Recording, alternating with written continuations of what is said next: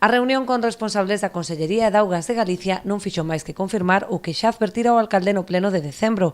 O custo de depuración en mans da Xunta sairá máis cara que se a xestionase directamente o Concello. As estimacións iniciais apuntan a un gasto mensual de 140.000 euros que deberán asumir os ribeirenses vía taxa ou mediante o pago de outros impostos. A Xunta de Galicia, agora por recibir esa obra do Estado, vai a ter que pagar un IVA que é unha cantidad evidentemente importantísima. E a Xunta de Galicia leva pagando o mantenimiento dos colectores e da depuradora desde, creo que, fai ano e medio unha vez que se acabou a explotación en probas. Que dixo a Xunta de Galicia onte?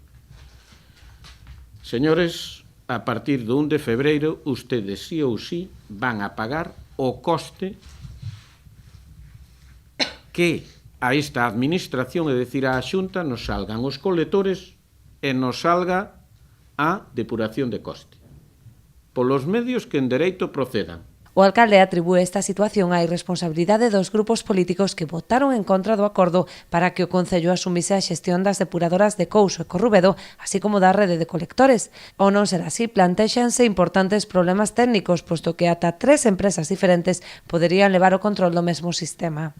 Ademais das complicacións técnicas, Ruiz destaca as negativas consecuencias económicas para o peto dos consumidores, que mesmo podería penalizar a algúns contribuintes dependendo da parroquia na que vivan. La única fórmula que yo tengo para cobrar los colectores es mediante la tasa de alcantarillado, con lo cual los de Corrubedo pagarían por su depuración y por la tasa de alcantarillado de los colectores de Ribeira, porque no puedo dividir el coste total del servicio.